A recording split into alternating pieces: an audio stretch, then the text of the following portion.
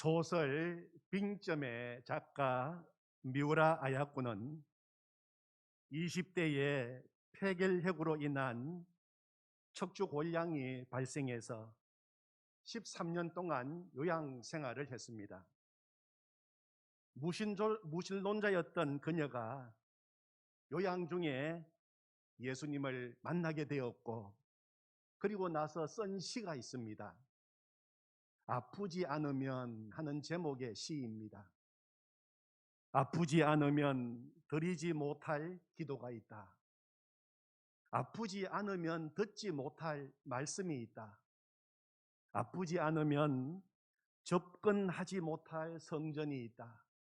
아프지 않으면 우러러 보지 못할 거룩한 얼굴이 있다. 우리는 우리의 연약함 때문에 하나님을 바라보게 됩니다. 우리의 약함 때문에 하나님 앞에 나아오게 됩니다. 고난 때문에 하나님의 은혜를 갈망하게 됩니다. 육체의 가시 때문에 하나님을 만나게 되고 새로운 생명을 얻게 됩니다.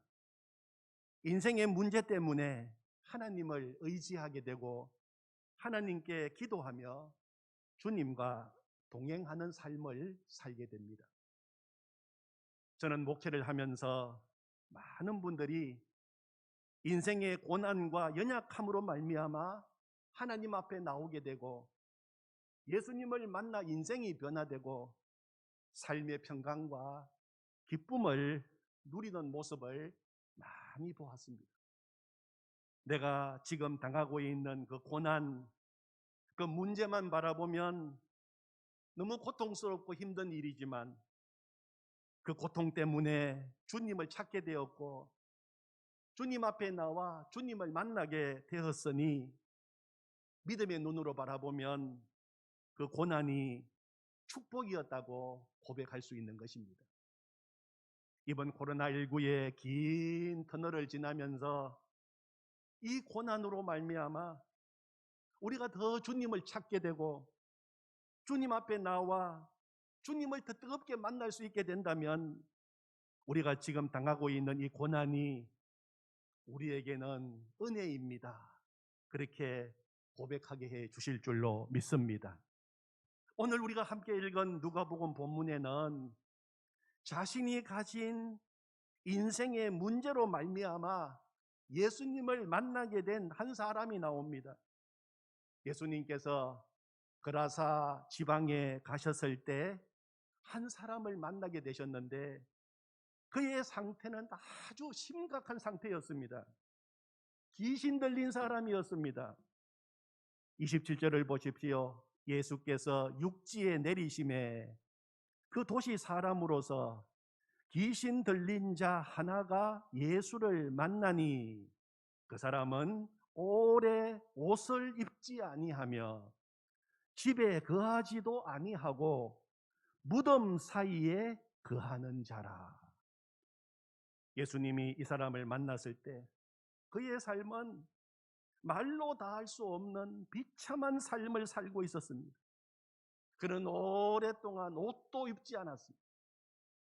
집에서 살고 있지 않았습니다. 무덤 사이에서 거하며 살고 있었습니다. 그는 더러운 귀신에게 붙잡혀 있었습니다. 29절에 보면 더러운 귀신이라고 하는 말이 나옵니다. 귀신은 더러운 존재입니다. 존귀한 존재로 지음을 받은 인간을 더럽고 추하게 만드는 것이 귀신이 하는 일입니다. 그는 더러운 귀신으로 말미암아 인간의 존엄성을 상실하고 짐승처럼 살고 있었습니다. 그는 쇠사슬과 고랑에 매여 있었습니다. 꽁꽁 묶여서 자유는 말살되고 억압받고 통제받고 짓눌려 살고 있었습니다. 그리고 사람들이 감당할 수 없는 광기가 그를 지배하고 있었습니다. 29절에 보면 귀신이 가끔 그 사람을 붙잡았으므로 그를 쇠사슬과 고랑에 매어 지켰으되 그 맨 것을 끊고 귀신에게 몰려 광야로 나갔더라. 쇠사슬도 끊어버리고 귀신에게 몰려서 광야로 나갔습니다. 아무도 그를 통제할 수 없는 광기가 그를 지배하고 있었던 것입니다. 예수님께서는 그 사람 속에 들어있는 귀신에게 내 이름이 무엇이냐 물으셨습니다. 그랬더니 귀신이 군대라고 대답했습니다. 유진 피터슨의 메시지 성경에서는 이 부분을 재미있게 번역했습니다. 예수께서 그에게 물으셨다. 네 이름이 무엇이냐? 패거리입니다. 난동을 부리는 패거리입니다. 귀신이 패거리로 몰려다니면서 그 사람 속에서 난동을 부리니까 통제 불가능한 상태였습니다. 여러분 생각해 보십시오. 귀신이 하나 둘도 아니고 패거리 귀신들의 지배를 받고 정신이 분열되어서 살아가고 있는 사람, 바로 그 사람이 오늘 본문에 예수님이 만난 사람이었습니다. 왜 이런 사람을, 하필이면 왜 이런 사람을 예수님께서 배를 타시고 풍랑을 헤치시고 그 이방인의 땅이라고 하는 그 땅까지 찾아가셔서 만나 주셨을까요? 그는 하나님을 떠난 인간의 모습을 가장 극명하게 보여주는 사람이기 때문입니다. 하나님을 떠난 인간이 얼마나 비참하고 더럽고 인간성을 상실할 수 있는지를 가장 분명하게 보여주는 사람이기 때문입니다. 하나님을 떠난 인간은 존귀함을 잃어버리고 더러운 귀신의 지배를 받게 됩니다. 하나님을 떠난 인간은 영적 홈리스와 같습니다.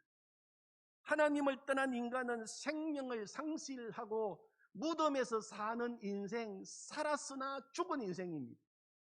하나님을 떠난 인생은 마귀의 쇠사슬에 매여 비참한 인생을 살고 광기가 그를 지배하게 됩니다. 하나님을 떠나면 인간이 이렇게 된다는 것입니다. 그 모습을 가장 적나라하게 보여주고 있는 사람이 오늘 본문에 나오는 귀신 들린 사람입니다. 그래서 예수님이 그를 찾아가신 것입니다. 우리 예수님은 잃어버린 자를 찾기 위해서 오셨습니다. 하나님을 떠나 마귀의 노예로, 마귀의 종으로 살아가는 인생들을 해방시키러 오셨습니다. 집을 잃어버리고 아버지의 품을 잃어버리고 오늘도 무덤 사이에 살며 마귀의 사슬에 묶여서 어둠과 사망의 그늘에서 살고 있는 불쌍한 영혼들을 건져주시고 살려주시고 다시 아버지의 집으로 인도하기 위해서 예수님은 오신 것입니다. 누가복음 19장 10절에서 예수님은 말씀하셨습니다. 인자가 온 것은 잃어버린 자를 찾아 구원하려 함이니라. 아멘. 우리 같이 한번 따라해 보겠습니다. 인자가 온 것은 잃어버린 자를 찾아 구원하려 함이니라. 다시 한번, 인자가 온 것은 잃어버린 자를 찾아 구원하려 함이니라. 아멘. 사랑하는 성도 여러분, 살 길은 예수님께 있습니다. 희망은 예수님께 있습니다. 구원은 예수님께 있습니다. 생명은 예수님께 있습니다. 예수님을 만나면 되는 것입니다. 예수님을 만나면 귀신은 떠나가고 새로운 인생이 열리게 되는 것입니다. 예수님은 그 군대 귀신 들린 자를 고쳐 주셨습니다. 예수님을 만남으로 그 속에 있던 더러운 귀신들은 다 떠나가게 된 것입니다. 그런데 예수님께서 그 사람 속에 들어있던 군대 귀신을 쫓아내실 때 어떻게 쫓아내셨습니까? 예수님께서 그 귀신들이 돼지떼에 들어가도록 허락하시자 귀신들이 그 사람에게서 나와 돼지떼 속으로 들어가게 되었습니다. 그러자 그 돼지떼가 다 갈릴리 호수로 들어가서 몰사하게 되었습니다.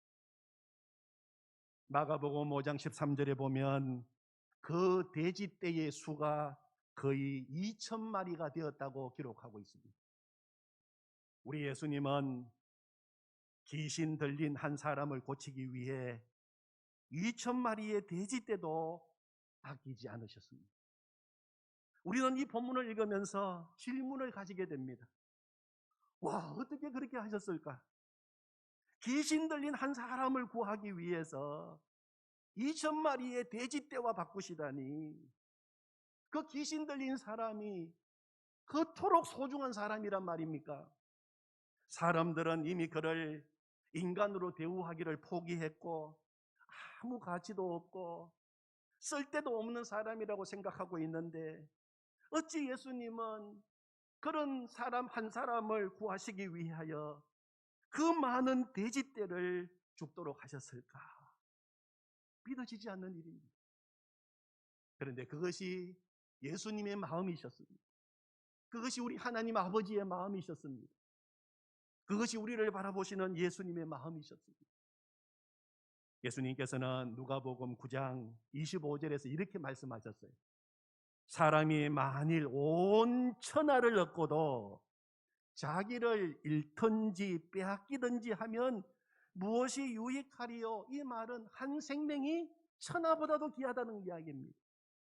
그러므로 천하보다 귀한 한 생명 구할 수만 있다면 2,000마리의 돼지떼도 아깝지 않다는 것입니다. 근데 여러분 아십니까? 예수님은 나를 위하여 그보다도 더 놀라운 일을 하셨습니다. 예수님은 원수 마귀의 종으로 살아가는 나를 구원하시기 위하여 자신의 목숨까지도 아끼지 아니하시고 기꺼이 내어 주셨습니다. 나를 위하여 예수님은 돼지 2,000마리가 아니라 목숨까지 기꺼이 내놓으신 것입니다. 나의 가치는 예수님께서 십자가 위에서 죽으실 만큼 값진 존재입니다. 나의 가치는 예수님의 가치입니다. 예수님이 십자가 위에서 나를 위해 돌아가신 것은 나의 존재가 얼마나 귀한지를 보여주신 것입니다. 백화점에 진열된 옷들은 가격표가 붙어 있어서 그 옷의 가격이 얼마인지를 보여줍니다. 만일 우리가 거기 서 있다면 우리 가슴에 어떤 가격표가 붙어 있을까요? 가격 매길 수 없음. 우리의 가치는 그 아들 예수 그리스도를 십자가에 내어 주실 만큼 존귀한 것입니다. 요한복음 3장 16절, 하나님이 세상을 이처럼 사랑하사 독생자를 주셨으니. 아멘. 나의 가치는 독생자 예수님의 가치입니다. 이는 그를 믿는 자마다 멸망하지 않고 영생을 얻게 하려 하십니다. 요한일서 4장 9절에서 10절 말씀, 하나님의 사랑이 우리에게 이렇게 나타난 바 되었으니 하나님이 자기의 독생자를 세상에 보내심은 그로 말미암아 우리를 살리려 하심이라. 우리의 가치는 독생자 예수님의 가치입니다. 사랑은 여기 있으니 우리가 하나님을 사랑한 것이 아니요 하나님이 우리를 사랑하사 우리 죄를 속하기 위하여 화목 제물로 그 아들을 보내셨음이라. 아멘. 왜 나의 가치가 그토록 존귀할까요? 왜 나의 가치가 예수님이 죽으실 만큼 존귀한가요? 사람의 진정한 가치의 기준이 무엇일까요? 사람의 가치는 하나님의 형상대로 지음받은 데 있습니다. 하나님께서 세상 만물을 창조하실 때 유일하게 사람은 하나님의 형상을 따라 창조하셨습니다. 다른 어떤 피조물도 하나님의 형상을 따라 지음받지 않았어요. 오직 사람만이 하나님의 형상을 따라서 지음을 받았습니다. 사람의 가치 기준은 재물이나 학력이나 지위에 있는 것이 아니라 하나님의 형상을 따라 지음 받았다는 데 있는 것입니다. 그런데 인간이 죄를 짓고 타락했습니다. 하나님의 형상을 따라 존귀하게 지음받은 인간이 마귀의 종이 되어 살아가고 있는 것입니다. 귀신에게 사로잡혀 있는 것입니다. 하나님은 우리를 죄의 노예, 마귀의 노예에서 해방시키기 위하여 값을 치르셨습니다. 우리 한 사람이 자유케 되기 위하여 어느 정도의 값을 지불해야 되겠습니까? 수억의 돈입니까? 수많은 다이아몬드, 값진 보석이면 되겠습니까? 우리의 가치가 그 정도라면 하나님은 분명 그 값을 지불하고 우리를 구원하셨을 것입니다. 그러나 우리의 가치는 돈이나 그 어떤 값진 보석으로도 바꿀 수 없는 존귀한 존재입니다. 하나님께서 우리를 구속하기 위해 지불한 것은 오직 한 가지만으로 가능했습니다. 그것은 독생자 예수 그리스도를 대신 내어주는 것이었습니다. 하나님의 아들 예수님을 대신 십자가에서 죽게 하실 정도로 우리는 가치가 있는 존재입니다. 우리는 하나님의 형상대로 지음을 받았기 때문입니다. 하나님은 가난한 사람이나 부한 사람이나 공부를 많이 한 사람이나 적게 한 사람이나 똑같이 사랑하십니다. 왜냐하면 모두가 다 하나님의 형상대로 지음을 받았기 때문입니다. 세상의 모든 사람들이 다 존귀합니다. 다 사랑받을 만한 가치가 있습니다. 왜 그렇습니까? 모두가 하나님의 형상대로 지음을 받았기 때문입니다. 그래서 예수님은 오늘 군대 귀신에게 사로잡혀 있는 귀신 들린 사람을 찾아가서 만나 주신 것입니다.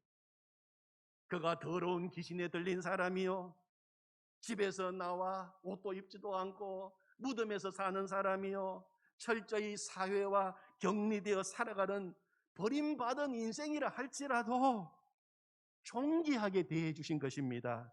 왜냐하면 그는 하나님의 형상대로 지음을 받은 존재이기 때문에. 사랑하는 성도 여러분, 나는 어떤 눈으로 나 자신을 바라보고 있습니다. 세상 가치 기준에 따라 나 자신을 바라보면서 우월감에 혹은 열등감에 사로잡혀서 살고 있지는 않습니다. 그래서 나는 안 돼. 그래서 나는 못해. 나는 끝났어. 나는 틀렸어. 절망감에 사로잡혀 살고 있지는 않습니까? 세상에는 잘못된 우울감이나 열등감에 사로잡혀서 사는 사람들이 많습니다. 가치 기준이 잘못되어 있기 때문입니다. 나 자신의 가치가 하나님의 형상대로 지음받은 것에 있다는 것을 안다면, 그리고 예수님께서 십자가에서 죽으셔야 할 만큼 내 자신이 가치가 있는 사람인 것을 안다면 사람이 나를 어떻게 평가할까? 염려와 두려움에서 자유로워지게 될 것입니다. 그때 비로소 열등감, 우울감에서 자유하게 되고 안정된 사람, 담대한 사람이 될 것입니다. 우리는 다른 사람을 바라볼 때에도 하나님이 바라보시는 기준으로 바라봐야 합니다. 저 사람도 하나님의 형상대로 시험을 받은 존귀한 자다. 그것이 진정한 기준인 것입니다. 오늘 예수님께서는 그 귀신 들린 자를 그렇게 바라보셨고, 그리고 하나님의 형상대로 지음을 받은 존귀한 자로 다시 회복시켜 주신 것입니다. 35절을 보십시오. 사람들이 그 이루어진 일을 보러 나와서 예수께 이르러 귀신 나간 사람이 옷을 입고 정신이 온전하여 예수의 발치에 앉아 있는 것을 보고 두려워하거나. 귀신이 나가자 그는 온전해졌습니다. 옷을 입고 정신이 온전하여 예수님의 발치에 앉아 있었습니다. 그의 인생 가운데 비로소 참된 평화가 찾아온 것입니다. 인생의 방황이 끝나게 되었습니다. 그의 영혼이 예수님 앞에 앉게 된 것입니다. 예수님을 만남으로 그 놀라운 일이 일어나게 된 것입니다. 그런데 예수님은 그 귀신 들린 사람을 고치시되 그 사람의 고치심을 거기에서 끝나지 않으셨어요. 그 사람의 고치심은 거기에서 끝나지 않았습니다. 그를 복음 전도자로 파송해 주셨습니다. 예수님께서 다시 배를 타고 떠나려고 하실 때 그 고침을 받은 사람이 자신도 함께 예수님과 가기를 원했어요. 그렇지 않겠습니까? 그 지긋지긋한 귀신으로부터 나를 해방시켜 주신 예수님, 내 삶에 소망을 주시고 내 삶에 기쁨을 주신 예수님, 그 예수님과 함께 하고 싶었던 것입니다. 그런데 예수님께서 함께 가는 것을 허락하지 아니하시고 대신 그를 집으로 보내셨습니다. 그리고 말씀하셨어요. 오늘 39절 요절 말씀입니다. 같이 읽어보겠습니다. 집으로 돌아가 하나님이 내게 어떻게 큰 일을 행하셨는지를 말하라 하시니 그가 가서 예수께서 자기에게 어떻게 큰 일을 행하셨는지를 온 성내에 전파하니라. 아멘. 그를 다시 집으로 돌려보내셨어요. 집으로 가서 네가 나온 너의 집으로 가서 하나님이 행하신 놀라운 일을 증거하는 사명을 주신 것입니다. 사명자로 파송하고 계시는 것입니다. 가서 가족들에게 예수님을 만남으로 내 인생 가운데 일어난 놀라운 일을 증거하고 만나는 동네 사람들에게도 전하고 살고 있는 도시 사람들에게도 전하고 예수님을 만남으로 일어난 놀라운 일을 간증하는 복음 전도자로 보내신 것입니다. 여러분, 저를 보십시오. 예수님이 제 인생 가운데 찾아오셨습니다. 그래서 여러분, 귀신 들렸던 제가 귀신이 떠나가게 되었습니다. 저는 존귀한 자로 회복되었습니다. 여러분도 예수님을 만나십시오. 예수님을 만나면 인생의 방황이 끝이 납니다. 여러분, 예수님을 믿으십시오. 그는 그렇게 외치면서 다녔던 것입니다. 예수님께서 귀신 들린 사람을 보실 때 단순히 귀신이 떠나가고 고침을 받아야 할 불쌍한 사람 정도로 보신 것이 아니라 이제 존귀한 자로 회복되어서 세상에 나가서 하나님 나라를 세우는 사명자로 보신 것입니다. 오늘도 예수님께서 우리 한 사람 한 사람을 바라보는 시선입니다. 우리를 단순히 제사함 받고 구원받아야 할 하나님의 자녀로만 보신 것이 아니라 하나님의 형상을 회복하고 존귀한 하나님의 자녀가 되어서 이제는 가정으로 돌아가서 가정을 복음화하고 우리가 사는 동네 도시로 들어가서 일터로 들어가서 그 자리를 복음화하는 사명자로 우리를 보고 계시는 것입니다. 예수님께서 우리를 얼마나 존귀한 자로 대우해 주시는지, 우리를 그런 자로 보시는지 영광과 찬송을 올려드립니다. 주님, 나를 하나님의 형상대로 지음받은 존귀한 자로 봐주시니 감사합니다. 더 나아가 죽어가는 영혼을 살리고 이 땅에 하나님 나라를 세우는 사명자로 파송해 주시니 감사합니다. 그 기쁨, 그 감격으로 일어서는 하나님의 사람들이 되시기를 원합니다. 서울역에서 노숙인 무료 급식 사업을 해온 김범곤 목사님이 계십니다. 이 김범곤 목사님은 2015년 세상을 떠나기까지 25년 동안 서울역 인근에서 노숙인들과 동고동락하며 무료 급식, 직업 알선, 그리고 그들을 사회로 복귀시키는 일에 힘을 썼습니다. 그래서 노숙인 사이에 아버지라고 통했던 분입니다. 목사님은 청년 시절 신앙과는 거리가 먼 삶을 살아온 사람이었어요. 젊은 시절 거듭되는 사업 실패로 낭망하여 술에 쩔어서 살았던 사람입니다. 그러다가 독실한 신앙인이었던 아내의 강권에 못 이겨 마지못해 참석했던 한 부흥 집회에서 예수님을 뜨겁게 만나게 되었어요. 그의 인생이 완전히 바뀌게 되었어요. 마산에서 하던 사업을 접고 복음을 전하는 삶을 살게 되었습니다.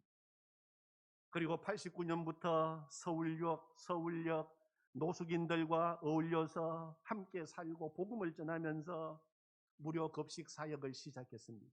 25년 동안 그 일을 감당했습니다. 그가 그 속에서 처음 했던 하나님의 놀라운 역사를 한 권의 책으로 출간했습니다. 생명의 떡 오직 예수. 생명의 떡 오직 예수. 그 책에 나오는 한 사람의 간증입니다. 부산에서 살다가 서울역으로 온 한 형제가 있었습니다. 어느 큰 건축물을 짓는 현장에서 집이 무너지는 바람에 3명은 현장에서 사망하고 그 형제는 척추를 다쳐서 하반신이 마비되었습니다. 병원에서 3개월 동안 간호하던 그의 아내는 같은 병원에 입원해 있던 다른 남자와 눈이 맞아 도망가 버렸습니다. 이 병원, 저 병원에서 치료받던 형제는 절망하고 또 절망했습니다. 어떻게 해서든지 그 남자와 아내를 찾아 복수를 해야겠다는 마음으로 전국 방방곡곡을 찾아다니다가 서울역까지 오게 되었고 거기에서 목사님을 만나게 된 것입니다. 술에 잔뜩 취한 그 형제가 목사님에게 말했습니다. 목사님, 나같이 술이나 먹고 폐인이 된 사람도 예수 믿으면 새 사람 될 수 있습니까? 목사님은 대답했습니다. 나는 당신보다 10배, 100배는 더 꼴통이었는데 예수님 믿고 새 사람 되었습니다. 나는 안 돼도 예수님은 됩니다. 안 될 때는 되는 길을 찾으면 됩니다. 안 될 때는 되게 하는 사람을 만나면 됩니다. 내가 그 사람을 만났는데 내가 만난 그 사람을 한번 만나보세요. 그 형제는 목사님의 손에 이끌려서 매일 저녁 드리는 예배에 참석하게 되었습니다. 그러던 어느 날 그에게 강력한 성령의 임재가 이루어지게 되었습니다. 그리고 그날 저녁 그는 하반신 마비가 풀려서 고침을 받게 되었습니다. 이후 그는 하나님이 예비하신 믿음의 배필을 만나 행복한 가정을 이루게 되었습니다. 뿐만 아니라 후에 장로님이 되어 본인이 받은 그 하나님의 은혜, 하나님의 그 크신 사랑을 나누고 전하기 위하여 사랑의 집을 개설하여 운영하게 되었고 은퇴 목회자를 위한 안식처 사랑의 공동체를 준비하고 있다는 간증이었습니다.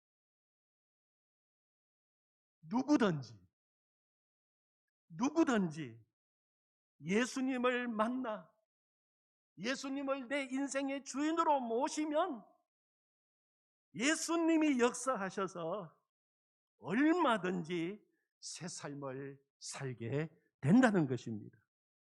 이런 놀라운 역사가 이미 우리 인생 가운데 일어난 줄로 믿습니다. 존귀한 자로, 사명자로 내가 만난 주님을 전하는 간정의 주인공들이 다 되시기를 축원합니다. 아멘. 하나님 감사합니다. 하나님 귀신 들려서 무덤에 거주하며 살아가는 인생 알고 봤더니 하나님 그 사람이 바로 예수님 만나기 전에 우리였습니다. 예수님 모르고 살아가는 인생들의 모습입니다. 하나님의 형상대로 존귀하게 창조되었지만 귀신에게 사로잡혀 인간성을 말살하고 존귀함을 잃어버리고 짐승처럼 살아가는 이 땅의 수많은 영혼들을 주여 긍휼히 여겨 주시옵소서. 우리를 살려주셨듯이, 우리를 존귀한 자로 사명자로 세워주셨듯이, 하나님 이제 우리가 나가서 주님 만난 그 기쁨, 주님 만난 그 은혜를 간증하게 하여 주시옵소서. 하나님, 오늘 다시 이 말씀을 듣게 하시니 감사합니다. 우리를 사랑하시니 감사합니다. 우리를 존귀한 자로, 우리를 사명자로 대해 주셔서 감사합니다. 주님 감사합니다. 영광 받으시옵소서. 예수님의 이름으로 기도하옵나이다. 아멘.